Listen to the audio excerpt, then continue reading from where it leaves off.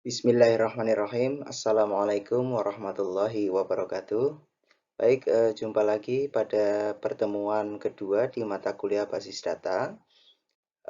Pada pertemuan kali ini, di pertemuan kedua, kita akan membahas materi terkait dengan sistem basis data. Namun sebelumnya, mari kita awali dengan melafalkan basmalah bersama-sama. Bismillahirrahmanirrahim.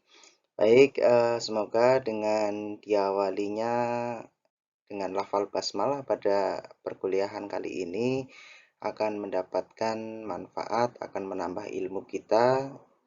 Amin ya. Oke.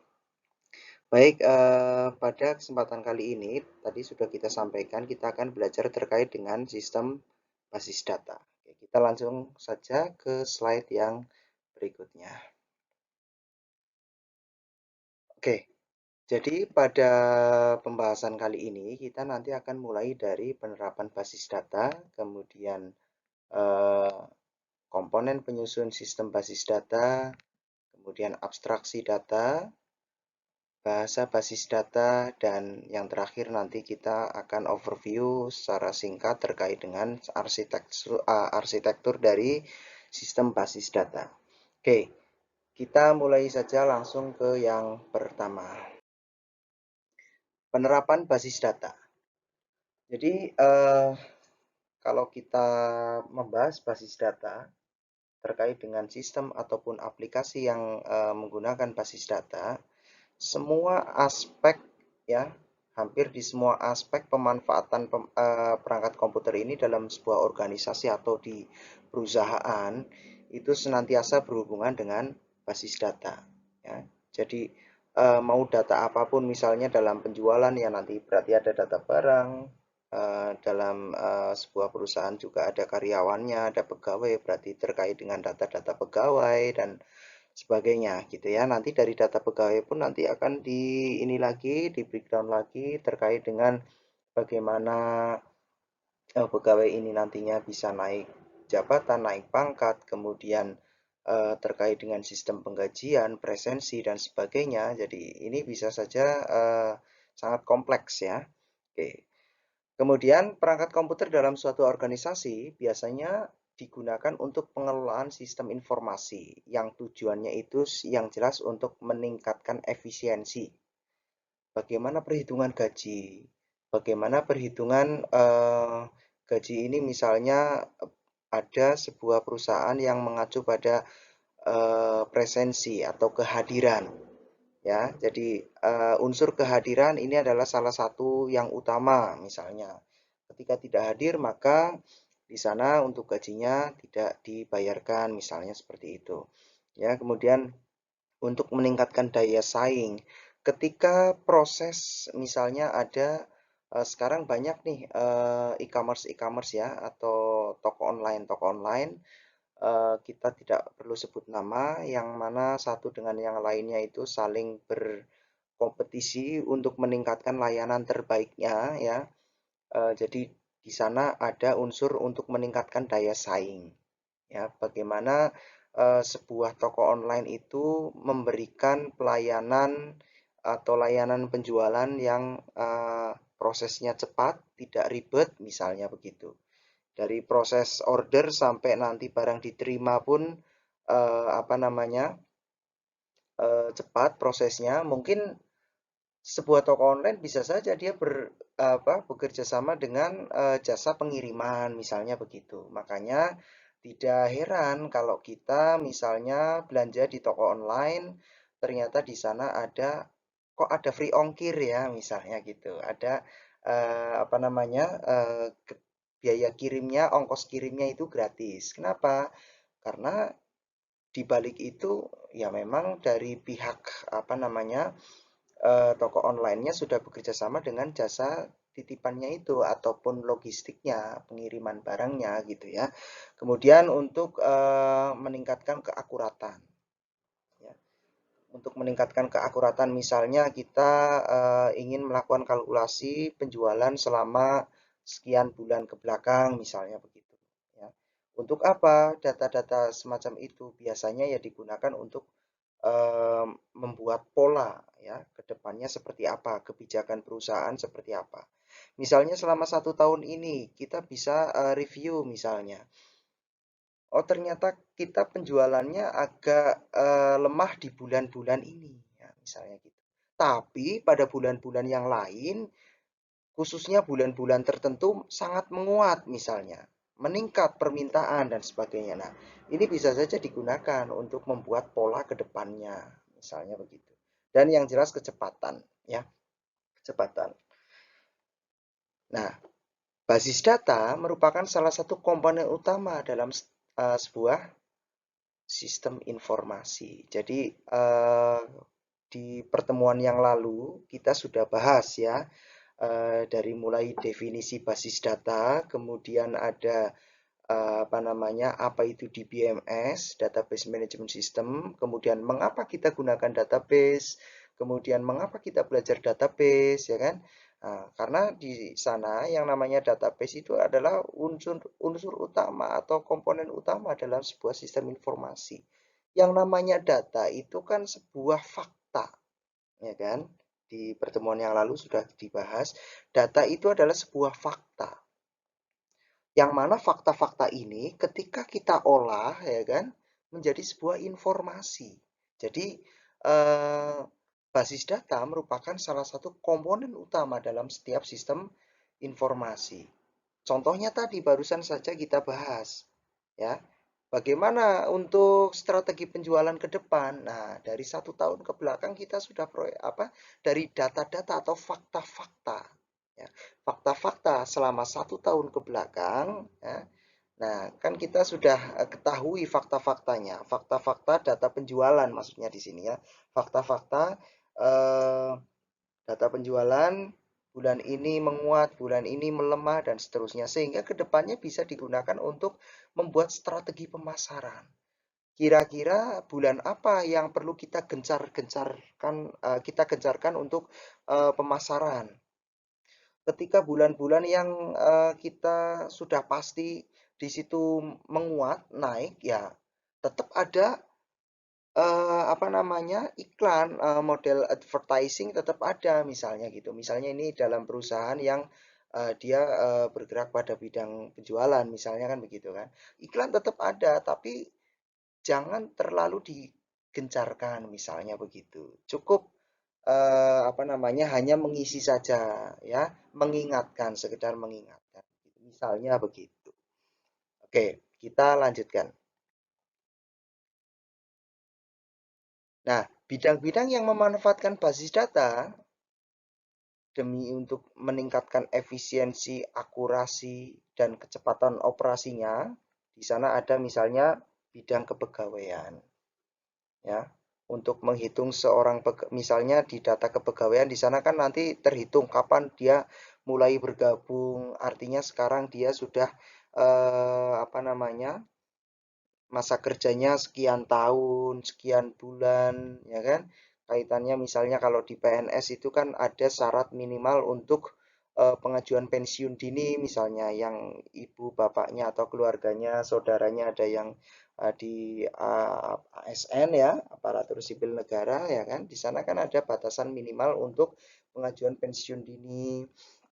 Kemudian kaitannya dengan kenaikan gaji berkala ya kan, misalnya setiap 2 tahun sekali gajinya naik, kemudian kenaikan pangkat, kemudian terkait dengan presensi gaji dan sebagainya. Di sana membutuhkan untuk efisiensi proses, ya, akurasi dan kecepatan. Ada lagi yang lain, pergudangan atau inventory ya.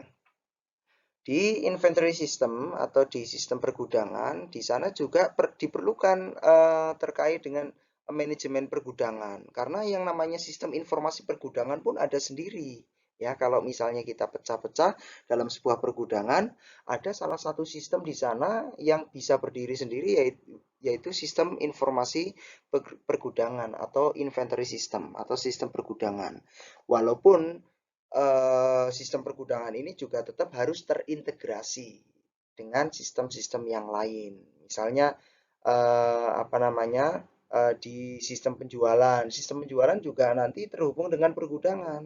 ketika ada order sekian sekian sekian, oh nanti cek dulu di gudang stoknya tersedia atau tidak. Nah, ini terintegrasi. Nanti Anda akan belajar terkait dengan mata kuliah integrasi sistem itu di semester 6 nanti ya.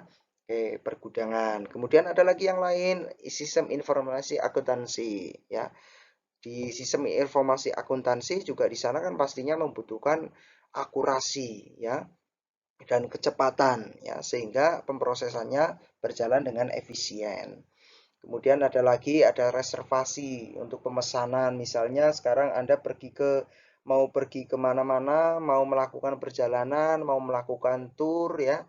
Tidak perlu Anda sampai di kota tujuan baru Anda melakukan reservasi misalnya pada suatu penginapan misalnya.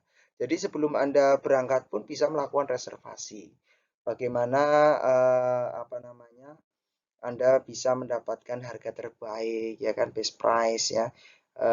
Sekarang banyak aplikasi-aplikasi yang bisa Anda gunakan untuk melakukan perjalanan semacam ini. Kemudian perbankan, sistem informasi untuk perbankan di sini Anda, ya kita semuanya sudah dimanjakan dengan kita bisa melakukan transaksi dimanapun dan kapanpun. Ya.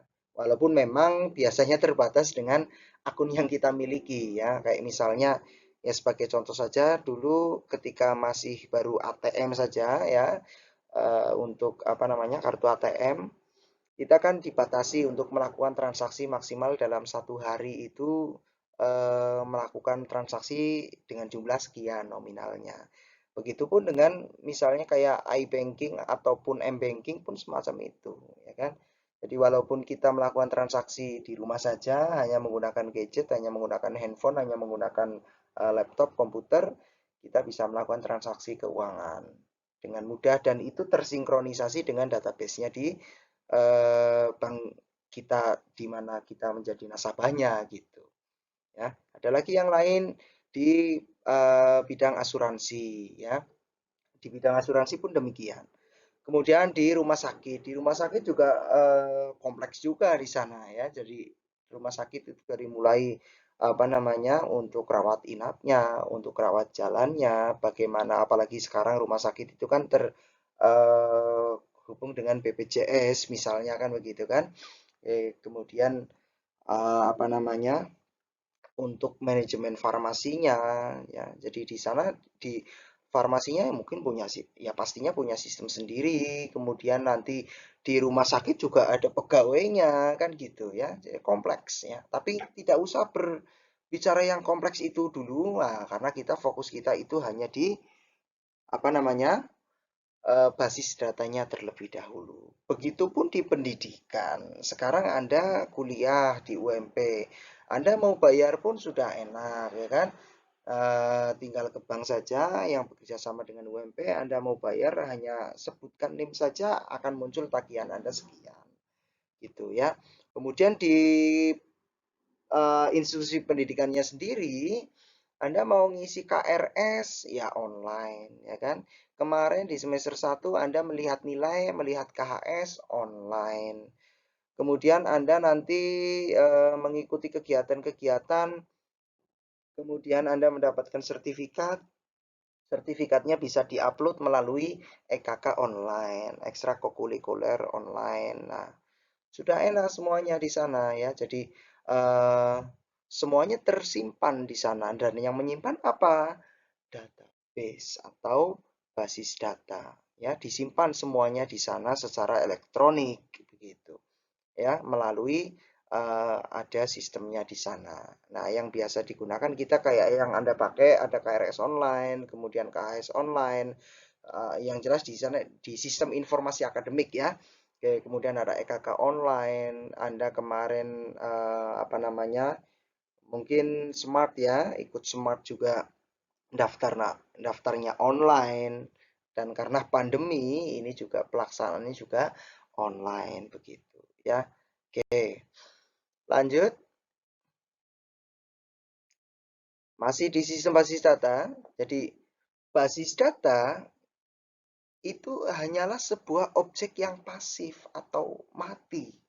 Artinya dia diam, ya. Jadi basis data ini ada itu karena ada yang membuat. Dan pastinya basis data ini tidak akan pernah berguna jika tidak ada yang mengelola, tidak ada yang menggerakkan, begitu. Ya, oke. Jadi pengelola atau penggeraknya ini yang secara langsung ini bisa kita sebut adalah sebuah program ya. Jadi pengelolanya atau penggeraknya ini adalah sebuah program atau kita kenal sebagai software atau aplikasi. Nah, gabungan basis data dengan pengelolanya, dengan aplikasinya ataupun dengan softwarenya, ini akan menghasilkan sebuah sistem. Sistem apakah itu? Yaitu sistem basis data. Ya, jadi sistem basis data itu adalah sebuah sistem yang terdiri atas kumpulan file. Jadi file-file itu datanya itu disimpan di dalam basis data itu dalam bentuk tabel. Misalnya tabel mahasiswa. Ya kan? Di sana ada NIM, nama, prodi, fakultas, alamat, golongan darah, dan seterusnya. Ya, disimpan dalam sebuah tabel yang saling berhubungan, yang berada di dalam sebuah program pengelola basis data yang disebut dengan DBMS, yang pada pekan lalu pada pertemuan sebelumnya sudah sempat kita singgung ya, apa itu DBMS. Yang mana DBMS ini memungkinkan pengguna atau program lain untuk mengakses dan memanipulasi file-file tersebut. Yang mana file-filenya tadi tersimpan dalam sebuah tabel-tabel ya. Oke, jadi kalau mau kalau mau dibahas, memangnya dalam sebuah sistem itu, dalam sebuah aplikasi yang terhubung dengan basis data atau dikenal dengan sistem basis data, ada berapa tabel sih? Ya, gitu ya. Nah, ini tergantung dengan kompleksitas dari aplikasinya. Dan pastinya tergantung dengan kemampuan desainer dan database administratornya. Ya. Kayak di UMP saja tabelnya untuk di sistem informasi yang ada di UMP semuanya dari kepegawaian, sistem informasi akademik, kemudian untuk di misalnya keuangannya, kemudian banyak lagi sistem-sistem yang lain, itu ada berapa tabelnya? Ribuan. Ya, tabelnya ada ribuan. Loh, kok nggak pusing ya? Ya tidak. Kenapa? Karena antar tabel satu dengan tabel yang lain terhubung secara logik.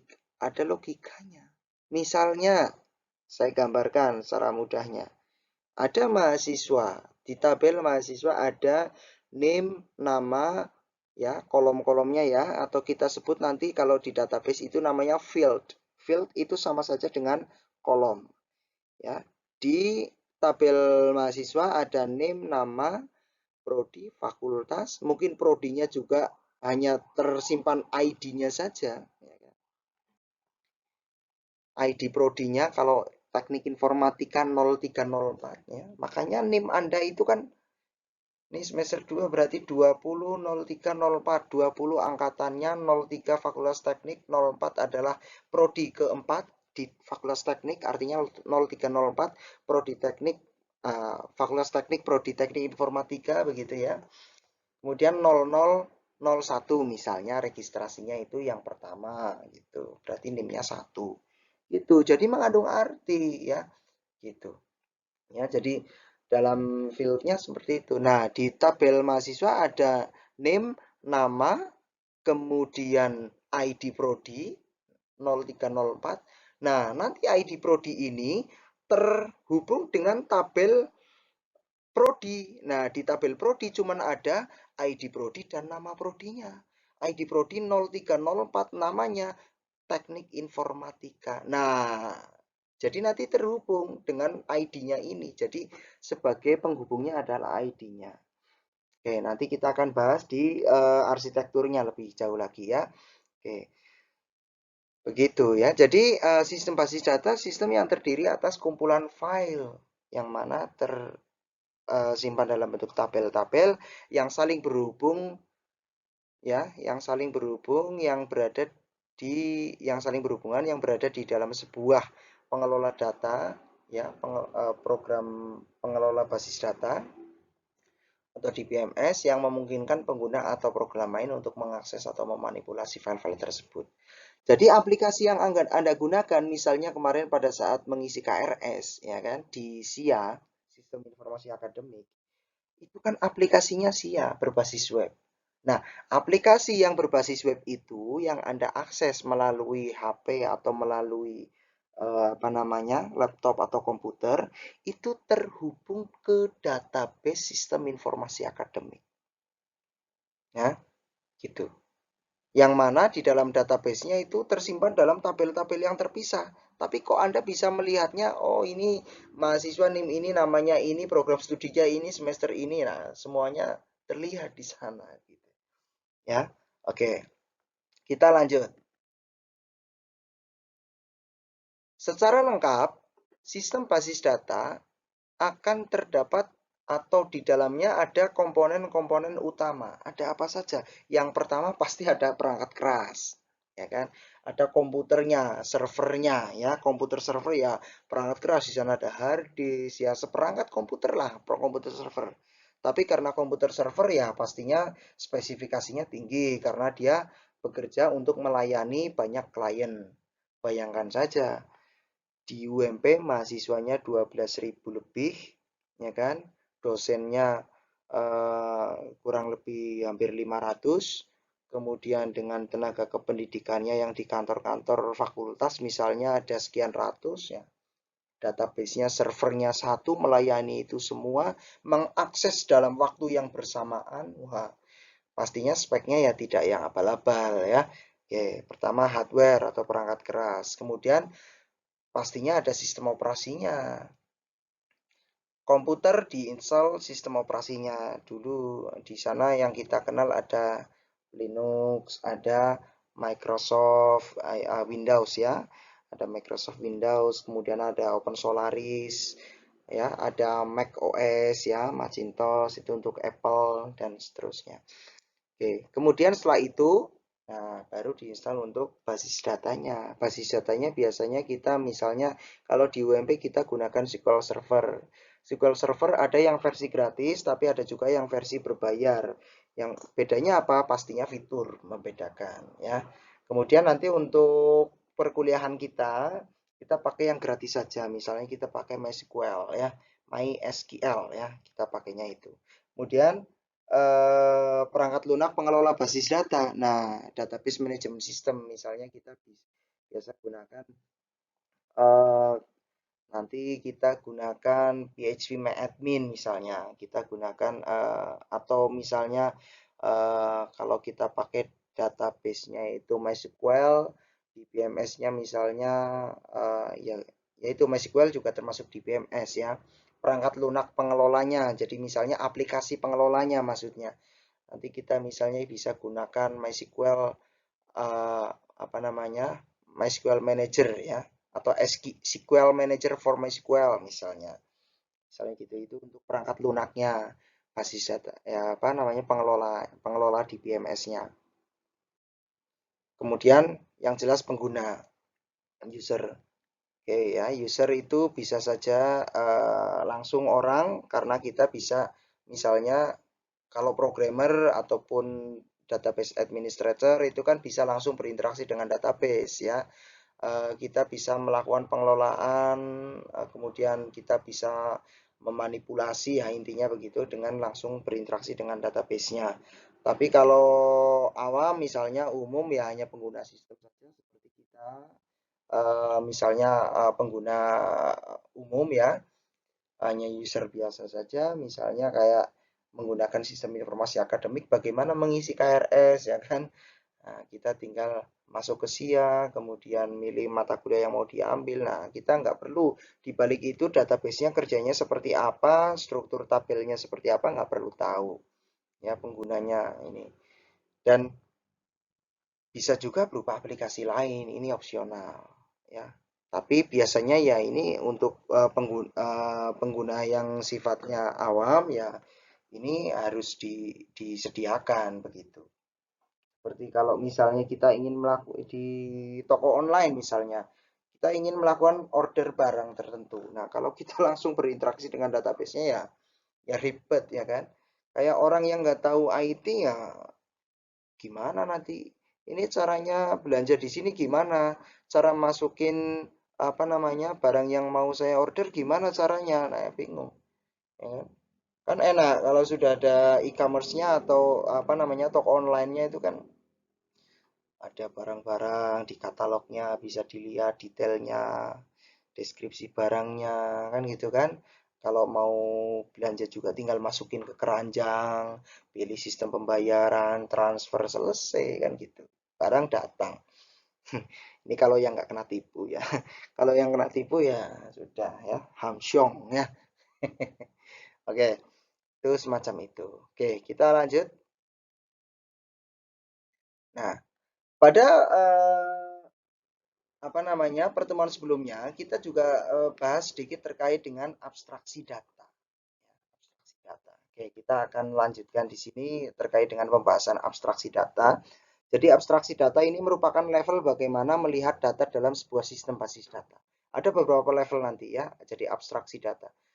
Ya, ada 3 level abstraksi data. Yang pertama adalah level fisik atau physical level, yang kedua adalah level konseptual atau conceptual level, yang ketiga adalah level penampakan atau view level ya. Kita akan bahas satu persatu. Oke, lanjut ya. Oh ya, ini gambarnya dulu ya di view 1 ya. Jadi di sini basis datanya, basis data biasanya digambarkan seperti tabung seperti ini ya. Kalau di dunia informatika, ini physical levelnya itu di sini, konseptualnya lebih ini lagi. Nah, view-nya itu semakin jauh dari bentuk fisiknya ya. Oke. Jadi ya sama, kadang-kadang kita kan ingin membuat image ya kan. Apalagi eh, apa namanya? Kita ingin tampil di sosial media kita itu tampil bagus, tampil wow gitu ya. Nah, kita bisa gunakan kamera-kamera zaman sekarang di HP-HP zaman sekarang kan wah kamera yang sangat menipu biasanya ya dengan segala fiturnya, dengan segala apa namanya fasilitas untuk pengaturan-pengaturannya itu bisa saja. Waduh, fotomu kok bagus banget ya, halus banget kulitnya. Wah, kok fotomu cerah banget ya. Nah, padahal ya aplikasi itu ya. Oke, jadi semakin jauh dengan fisiknya, level view itu ya. Oke, kita coba bahas yang pertama yaitu level fisik. Level fisik ini merupakan level terendah dalam abstraksi. Maaf, ini salah ketik abstraksi data ya. Oke, jadi level fisik ini menunjukkan bagaimana sesungguhnya suatu data itu disimpan dalam memori komputer. Jadi level fisik itu ya apa namanya bentuk fisik dari data itu disimpan di memori komputer itu seperti apa misalnya. Misalnya data di sistem informasi akademik ya di data mahasiswa itu misalnya itu di sana ada mahasiswa di sebuah kelas misalnya mungkin hanya ada name, ID prodi, ID fakultas begitu saja ya. Atau misalnya data itu hanya disimpan dalam sebuah bit saja. Ya, bit kan binary digit ya. Hanya ada 2 digit binary itu kalau bukan 0 ya 1 gitu aja. Misalnya, si mahasiswa A ini sudah bayar apa belum? Ada statusnya 01 gitu.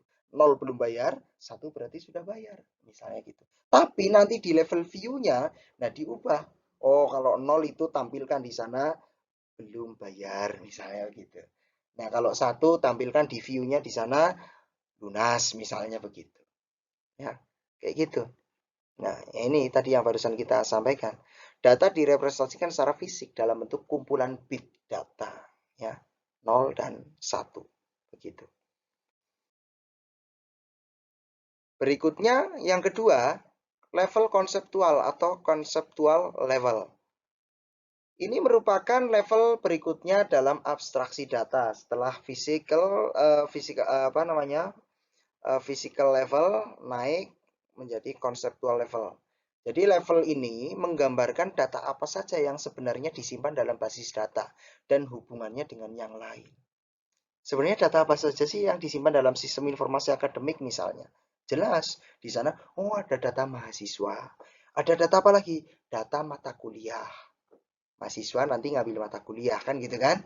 Nah, kemudian setelah itu ada data apa lagi? Data dosen. Nah, dosen ngampu mata kuliah apa?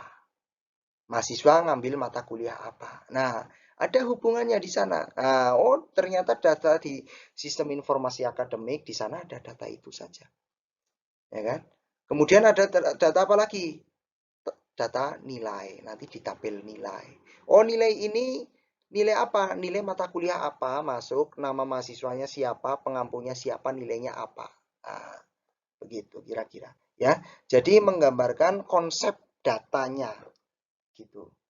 Nah, secara fisik, nah tadi di level yang sebelumnya, level fisik, oh data yang disimpan ternyata data mahasiswa. Disimpan di memori komputer bentuknya seperti apa, nah secara fisik di sana. Oke. Nah, level ini termasuk cara pandang dari perancang basis data, dari desainernya. Jadi, kalau di perusahaan besar itu ada sendiri-sendiri ya, dari perancang basis data. Kemudian bisa saja dari cara pandang dari database administrator-nya. Database administrator. Kalau perancang basis data berarti kan designer database. Kemudian ini DBA-nya, database administrator. Apa namanya? Nanti ada lagi biasanya ada programmer database ada sendiri, programmer aplikasi sendiri, aplikasinya pun ada desainernya sendiri. Desainernya kalau aplikasi kalau di perusahaan besar juga nanti dipecah lagi, ada desainer front end-nya, desainer nanti bagaimana seorang user itu menghadapi sistem, oh tampilan dari aplikasinya. Kemudian ada desain back end-nya, desain back end-nya itu desain dapurnya. Jadi ketika saya klik menu ini apa yang terjadi? Nah, itu di belakang layar itu apa lagi? Desainnya bagaimana? Nah, gitu. Ya, jadi level ini kita kembali lagi ke database. Di level ini termasuk cara pandang dari perancang basis data, database administrator, programmer dalam berhubungan dengan basis data atau berhubungan dengan database. Oke, ya. Ini level konseptual. Kemudian level yang ketiga, oh sorry, masih di level konseptual ya. Jadi di lebih jauh lagi, pengguna pada level ini itu dapat membuat rancangan basis data. Ya, karena tadi kan cara pandang ini merupakan cara pandang dari desainer database ya. Jadi di sini bisa membuat rancangan basis data. Misalnya database yang kita develop, yang kita kembangkan, yang kita buat itu terdiri dari tabel apa saja. Tabelnya apa saja? Oh, tabel mahasiswa, tabel mata kuliah misalnya tadi, tabel dosen. Nah, kemudian dari masing-masing tabel itu atributnya apa saja? Atribut itu kalau di tabel itu direpresentasikan dengan kolom. Kalau secara umum awam itu namanya kolom. Tapi kalau di dunia database itu namanya field. F-I-E-L-D, field. Ya. Atributnya apa saja? Oh, di tabel mata kuliah atributnya berarti kode MK, kode mata kuliah, nama mata kuliah, ya kan? Atau mungkin hanya kode mata kuliahnya saja nanti di atau nah karena mata kuliah, tabel mata kuliah berarti komplit ya, di detail tentang mata kuliah ya. Kode mata kuliah, nama mata kuliah, SKS misalnya. Ya. Oke, seperti itu atributnya. Untuk setiap tabel apa saja. Nah, kemudian hubungan antar tabel. Misalnya, oh tabel mahasiswa dengan tabel mata kuliah hubungannya apa? Oh, mahasiswa mengambil mata kuliah. Ya, hubungan antar tabel itu bisa macam-macam. Nanti kita akan bahas di yang berikutnya. One to many, many to many. Sama seperti kalau Anda belajar matematika itu kan ada himpunan, ada pemetaan begitu ya. Jadi one to many, satu ke banyak ya, atau hanya satu ke satu. Contohnya apa kalau yang one to many? Mahasiswa ke mata kuliah. Satu mahasiswa bisa ngambil banyak mata kuliah. Tapi kalau sebaliknya juga bisa. Satu mata kuliah bisa diambil oleh banyak mahasiswa. Berarti hubungan antara tabel mahasiswa dengan tabel mata kuliah apa? Hubungannya berarti many to many. Artinya banyak mahasiswa bisa mengambil banyak. Nah, jadi satu mahasiswa bisa mengambil banyak mata kuliah. Sebaliknya satu mata kuliah bisa diambil oleh banyak mahasiswa, kan gitu. Ya, jadi hubungannya many to many. Many kan banyak, banyak ke banyak. Ya, kalau one to many misalnya apa? One to many. One to many ya coba silakan nanti. Oke, kita terkait supaya tidak terlalu melebar, kita bagian ini nanti kita akan bahas di pertemuan yang berikutnya khusus membahas ini ya. Oke, intinya di sini apa namanya? Pada level ini pengguna dapat membuat rancangan basis data yang terdiri dari tabel apa saja di dalamnya, di dalam database-nya, kemudian di dalam tabelnya itu atributnya apa saja, serta hubungan antar tabelnya. Karena kita tadi misalnya membuat lebih dari satu tabel, maka kita harus tentukan juga hubungan antar tabelnya. Oke, misalnya di level ini pengguna dapat mengetahui bahwa, oke, ini contoh konkret lagi. Data mahasiswa terdiri dari tabel biodata mahasiswa ya. Terdiri dari tabel mahasiswa ya. Kemudian KRS. Oh, mahasiswa ini ngambil mata kuliah apa saja ya semester ini ya kan. Nilai. Nah, nanti kan di KHS-nya keluar, kemudian prestasi. Nah, ini terhubung dengan apa namanya? Tabel prestasi mahasiswa di biro kemahasiswaan misalnya, pernah menjadi juara apa ini itu dan sebagainya, semuanya terhubung, terintegrasi ya. Oke. Nah, level yang ketiga adalah level atau view level atau level penampakannya seperti apa, kemunculan dari data itu seperti apa. Data yang secara fisik disimpan seperti itu, kemudian di level konsepnya seperti apa, hubungan antar tabelnya. Nah, nanti beda lagi dengan level di sini, di level view-nya, di penampakannya seperti apa. Ya, jadi level ini itu merupakan level tertinggi dari abstraksi data, yang mana di sini itu hanya menunjukkan sebagian dari basis data. Kok sebagian? Iya, ya hanya seperlunya saja. Misalnya, kita ingin menampilkan KHS mahasiswa. Apakah perlu di sana ditampilkan misalnya mata kuliah ini dosennya siapa, SKS-nya mata kuliah ini berapa? Kan nggak perlu. SKS-nya mungkin kelihatan ya, berapa SKS-nya ya. Gitu ya. Kalau di transkrip nilai misalnya, transkrip nilai kan di sana ada daftar nilai misalnya seperti Anda ketika kemarin lulus SLTA ya, kan ada transkrip nilai mata pelajaran apa nilainya berapa, mata pelajaran apa nilainya berapa. Sama seperti itu. Nah, di sini mata kuliah apa? Jadi di KHS kan Anda cuma muncul satu nama mata kuliahnya, ya kan? Kemudian SKS-nya muncul atau tidak. Nah, yang jelas nilainya muncul di sana, kan gitu kan? Nggak perlu di sana ditampilkan kode mata kuliah ini berapa, kemudian apa namanya, dosennya yang ngampu siapa, nggak perlu ditampilkan. Jadi ditampilkan hanya sebagian saja sesuai dengan kebutuhan ya. Jadi pengguna itu hanya disuguhkan dengan struktur data yang sederhana yang mana orientasinya itu sesuai dengan kebutuhan. Orientasi pada kebutuhan pengguna. Ketika penggunanya adalah mahasiswa ya berarti ya hanya misalnya di KHS misalnya. Ya hanya semesternya semester berapa ya kan, kemudian misalnya dosen PA-nya siapa, kemudian daftar mata kuliah yang diambil, mata kuliah satu nilainya apa, dua apa, tiga nilainya apa, kayak gitu aja. Kalau yang view-nya adalah dosen misalnya, mungkin beda lagi. View-nya adalah admin, bagian administrasi di fakultas, beda lagi sesuai dengan kebutuhannya. Gitu ya. Oke.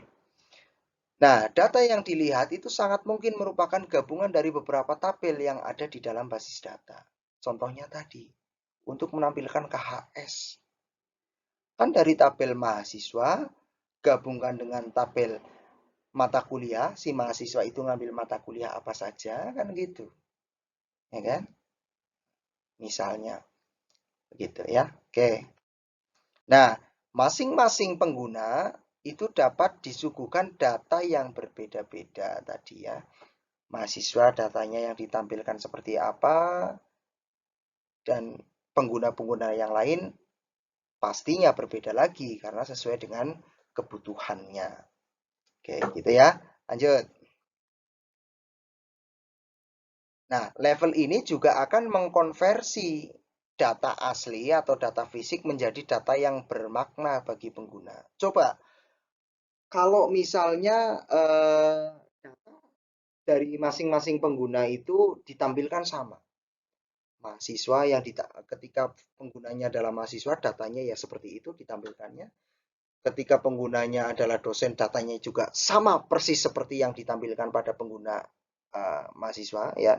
Jadi mahasiswa ditampilkannya datanya seperti itu, dosen pun seperti itu, admin fakultas pun seperti itu. Nah, kira-kira gimana? Pasti pengguna akan melakukan menyimpulkan ya, akan menyimpulkan sendiri-sendiri sesuai dengan kebutuhannya. Nah, makanya di sini dibedakan sesuai dengan kebutuhan penggunanya. Admin fakultas, pastinya dia butuh lengkap sesuai dengan kebutuhannya juga nantinya. Oh, kalau dia ingin mencetak transkrip seorang mahasiswa, ya hanya bagian-bagian tertentu saja. Begitu. Oh, ketika dia ingin misalnya ngecek data yang lain, misalnya, oh mahasiswa ini sudah pernah ngambil mata kuliah ini belum ya, ngecek, oh ternyata belum, ya nanti kan beda lagi tampilannya. Begitupun antara dosen dan mahasiswa, beda lagi. Yang mana sesuai dengan kebutuhan penggunanya, ada maknanya, begitu. Ya, mengkonversi data asli menjadi itu. Seperti tadi, misalnya, dosen ini mahasiswa ini itu namanya siapa? NIM sekian namanya siapa? Kalau dosen biasanya di sana disuguhan NIM dan ininya. Mahasiswa atau seorang mahasiswa nggak mungkin di sana NIM sekian. Mata kuliah yang diambil satu kode mata kuliahnya yang ditampilkan. Nilainya apa? Ya kan nggak bermakna. Ya kan? Nanti ya ketika yang ditampilkan di KHS di kartu hasil studi itu adalah kode mata kuliahnya, mahasiswa harus ngecek di buku panduan akademik. Waduh, ini apa namanya? Kode mata kuliah sekian itu mata kuliah apa ya? Nah, ya kan? Jadi bagaimana data ini ditampilkan yang tapi data yang ditampilkan ini memiliki makna ya. Oke, memiliki makna sesuai kebutuhan penggunanya pastinya. Misalnya ini data dari yang dari data hari yang disimpan dalam bentuk kode. Data hari itu biasanya kalau di database atau di ini disimpan dalam bentuk urutan angka. Nah, ini kita ambil contoh saja misalnya Senin 1, 2 dan seterusnya. Ya. Kalau di database biasanya itu mulai Ahad ya. Ahad itu yang pertama indeksnya 0. Nah, di mata kuliah yang lalu kan Anda sudah sempat belajar array ya. Array itu kan mulainya dari 0. Biasanya kan tersimpan dalam array di sana. 0 Ahad, Senin 1, ya kan? Kemudian Selasa 2 dan seterusnya. Tapi nanti ketika ditampilkan datanya dalam bentuk Selasa. Contohnya tadi yang saya sampaikan. Status mahasiswa sudah lunas atau belum? 0 belum lunas ya atau belum bayar, 1 lunas. Itu di database-nya. Di level view-nya lunas belum bayar begitu. Ya. Oke. Ya, jadi yang ditampilkan di level view itu bukan lagi kodenya, tapi bentuk nama harinya. Ini contoh yang ini. Kalau di KHS yang ditampilkan bukan kode mata kuliahnya, tapi nama mata kuliahnya. Supaya lebih bermakna, ya. Ada maknanya. Ya, bisa dimaknai oleh pengguna. Oh, saya mata kuliah ini nilainya apa? mata kuliah yang lain nilainya apa. Ya, oke, lanjut. Nah, jadi data yang dinikmati ya oleh pengguna itu ini bisa saja sangat berbeda dari data representasi fisiknya. Loh, data satu kok jadi Senin? Data satu kok jadi lunas? Ya, ini kan beda jauh, tapi ini artinya sama. Ya kan? Nah, itu kembali lagi kok satu dijadikan sebagai kode untuk lunas, nol dijadikan kode untuk belum bayar. Nah, itu kembali lagi ke desainer database-nya begitu. Ya. Oke, nanti Anda akan sedikit demi sedikit belajar begitu ya terkait dengan bagaimana membangun sebuah sistem ya. Jadi di teknik informatika itu kan mata kuliahnya di apa namanya memang tujuannya nanti Anda menjadi sarjana komputer ya kan. Dengan peminatan ada beberapa. Nah, salah satunya misalnya di rekayasa perangkat lunak, bagaimana mengembangkan sebuah perangkat lunak ya yang terkoneksi dengan database ataupun perangkat lunaknya ini dijalankan di platform mobile dan sebagainya. Nah, ini nanti Anda akan belajar sedikit demi sedikit. Nah, pembelajarannya dipecah menjadi beberapa menjadi banyak mata kuliah. Nah, antara mata kuliah yang satu dengan yang lainnya ini saling berhubungan. Jadi silakan Anda pelajari saja, Anda pahami saja dulu mata kuliah yang Anda sedang ikuti, nah, nanti akan terhubung dengan mata kuliah yang lain yang pastinya tidak disajikan semuanya dalam semester yang sama. Pasti bertahap ya. Oke, begitu. Oke, lanjut. Nah, ini adalah contoh ya pada view level ya. Data yang ditampilkan pada pengguna ini di sini kan berarti tampilan seorang mahasiswa ya. Oke ya. Nah, di sini datanya seperti ini ya. Oh, di sini kode mata kuliah ternyata di KHS tampil ya. Oke. Nah, tapi kan di sini berbeda ketika penggunanya oke, penggunanya adalah dosen di sini.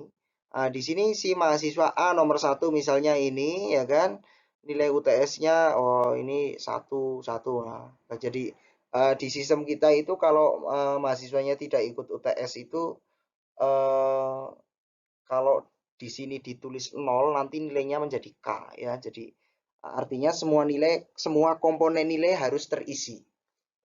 Tapi kalau yang memang nilainya 0 ya diganti saja dengan satu yang penting bukan 0 ya kalau di sistem database-nya UMP ya. Jadi untuk sistem informasi akademiknya. Jadi misalnya ini yang nomor 2, oh UTS-nya sekian, nilai tugas sekian, unjuk kerjanya sekian, untuk nilai UAS-nya sekian sehingga nilai angka sekian, nilai hurufnya sekian. Nah, di tampilannya mahasiswa itu hanya apa namanya? Nilai hurufnya saja. Tidak perlu ditampilkan saya tugasnya dapat berapa ya, nilai rata-rata tugasnya secara keseluruhan. Kemudian nilai UTS saya dapat berapa ya? Kemudian nilai UAS saya dapat berapa ya? Unjuk kerjanya dapat berapa? Enggak perlu. Mahasiswa cuma butuh saya ikut mata kuliah ini dapat nilai apa. Enggak perlu di sana ditampilkan komponen penilaiannya dari UTS, UAS, tugas dan unjuk kerja misalnya begitu ya. Oke, jadi ini adalah contoh ya. Ini adalah tampilan dari pengguna seorang dosen. Nah, di sini tampilan pengguna dari seorang mahasiswa. Misalnya ini untuk mata kuliah apa ini ya kan? Nah, di sini mata kuliahnya di sini mungkin semacam itu ya. Oke, lanjut. Nah, bahasa basis data. Nah, bahasa basis data kita gunakan apa ya? Nah, di sini ada kita kan menggunakan DBMS ya, Database Management System. Ini merupakan perantara bagi pengguna dengan basis data di dalam disk atau di dalam memori komputer. Nah, cara berinteraksi antara pengguna dengan basis data tersebut itu diatur dalam suatu bahasa khusus yang ditetapkan oleh perusahaan pembuat database management system. Nah, bahasa basis data yang umum dipakai adalah Di sini ada SQL ya atau SQL ya. Cara mengejanya ada dua macam di sini. SQL dan SQL. Nah, SQL atau boleh SQL. Ini adalah singkatan dari Structured Query Language. Jadi bahasa query yang terstruktur. Query itu apa? Query itu permintaan sebetulnya ya. Jadi bahasa permintaan. Permintaan ke siapa? Ke database secara utuh gitu ya. Nah, perintah-perintah ini bisa untuk apa? Untuk melakukan apa saja nanti. Nah, setelah ini kita akan bahas basis data itu apa saja. Ya, jadi sebuah bahasa basis data dibedakan dalam dua bentuk. Yang pertama adalah Data Definition Language atau yang dikenal dengan singkatan DDL dan Data Manipulation Language atau DML. Oke, kita bahas yang pertama Data Definition Language. Data Definition Language ini digunakan untuk menspesifikasikan struktur ataupun skema dari basis data yang menggambarkan implementasi desain basis data secara keseluruhan. Ya, jadi untuk menspesifikasikan struktur dari basis data yang nantinya akan dibuat ya. Oke. Dengan DDL ini dapat membuat database baru, tabel baru, membuat indeks, mengubah tabel dan sebagainya. Nah, nanti perintah-perintahnya ada keywordnya apa saja? Create, ya, ini untuk membuat database baru, membuat tabel baru, alter ya. Kemudian ada truncate, ada drop, ada describe dan rename ya. Oke. Kemudian yang kedua ada yang namanya data manipulation language. Ini merupakan bentuk bahasa basis data yang berguna untuk melakukan manipulasi dan pengambilan data pada suatu basis data. Nah, manipulasi itu dapat berupa penyisipan, penambahan data baru ya, penyisipan atau menambah data baru, penghapusan data ya, penghapusan data dari suatu database atau dari basis data dan pengubahan data di suatu database. Nah, merubah datanya di mana? Ya di tabel yang mana, di field atau di kolom yang mana gitu. Nanti kita bisa gunakan select. Select ini untuk apa namanya? Kalau di sini untuk pengambilan ya, untuk pengambilan data, untuk memilih data ya kan, select kan pilih ya kan, pengambilan data yang nantinya ujung-ujungnya itu untuk ditampilkan gitu. Insert itu untuk penyisipan, penambahan, ya, menyisipkan. Update untuk melakukan perubahan dan delete untuk melakukan penghapusan data. Oke, lanjut. Nah, lalu arsitektur dari basis data ini sendiri ada beberapa. Yang pertama adalah sistem tunggal atau standalone system. Nah, pada arsitektur ini, DBMS dan aplikasi basis data itu ditempatkan pada komputer yang sama. Jadi pemakai yang dapat menggunakan basis data itu ya hanya satu orang atau di sini ya single user. Jadi dari komputer mini misalnya langsung terhubung dengan basis datanya. Yang lain tidak bisa, jadi hanya komputer ini saja. Kemudian yang kedua, arsitektur yang kedua adalah sistem terpusat atau Centralized Database Management System atau Centralized DBMS. Pada arsitektur ini, sistem basis data dijalankan pada sistem komputer tunggal dan tidak berinteraksi dengan sistem pada komputer lain. Ya. Jadi dijalankan sistem komputer, tapi ini tidak terhubung. Nah, pengguna terkoneksi ke komputer pusat melalui terminal. Nih, ya, oke. Kemudian yang berikutnya ada sistem client server. Nah, program pengguna atau klien ini dipisahkan dengan program basis datanya. Beban server yang harus menangani semua proses, menangani semua klien itu diatasi dengan membagi beban menjadi dua bagian. Yaitu klien itu menjalankan aplikasi basis data dan servernya itu menjalankan DBMS dan berisi basis datanya ya pada mesin yang berbeda pastinya. Gambarnya seperti ini. Nah, ini database servernya. Nah, di sini aplikasi servernya itu sebagai klien. Jadi misalnya, oh ini khusus untuk menangani keuangan misalnya. Oh ini khusus untuk menangani akademik misalnya dan seterusnya. Mungkin seperti itu ya gampangannya. Lanjut. Dan yang terakhir di sini ada sistem terdistribusi atau distributed system, ya. Oke. Jadi sekumpulan data yang secara logis adalah milik satu sistem yang sama, tetapi secara fisik tersebar di beberapa tempat di jaringan. Nah, basis data disimpan di beberapa komputer. Nah, komputer pada sistem terdistribusi berkomunikasi satu dengan yang lainnya. Ya, contohnya ya itu misalnya sebuah perusahaan besar, ada divisi penjualannya, ada divisi gudangnya, ya kan? Antara komputer server gudang dengan komputer server penjualan ini terkoneksi, berkomunikasi. Ketika di penjualan ada order, ngecek ke sistem di pergudangan, masih ada tidak stoknya gitu. Nah, komputer pada sistem terdistribusi disebut sebagai site and node, ya. Gambarnya seperti ini. Jadi di sini site A, site B, site C ya kan terhubung melalui jaringan. Begitu. Ya. Oke, mungkin itu pada pertemuan kali ini di materi pertemuan kedua ini ya. Oke, jika ada pertanyaan silakan bisa didiskusikan ya, didiskusikan melalui grup WhatsApp ya. Oke, kita punya grup WhatsApp ya supaya mungkin kendala ada yang mengakses ke on class itu agak mungkin karena lokasinya sinyalnya kurang memadai ya kan. Silakan kita bisa diskusi, silakan Anda diskusikan. Ada yang bertanya, ada yang mencoba menjawab, saya nanti memantau ya. Oke, mungkin gitu saja. Kemudian nanti bisa saya ambil sebagai nilai unjuk kerja, nilai keaktifan ya, begitu. Mungkin itu yang dapat saya sampaikan. Kekurangannya mohon maaf.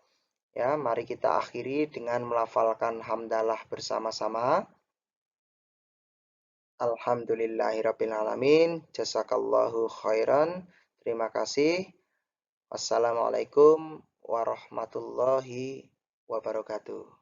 Jangan lupa jaga kesehatan, patuhi protokol kesehatan.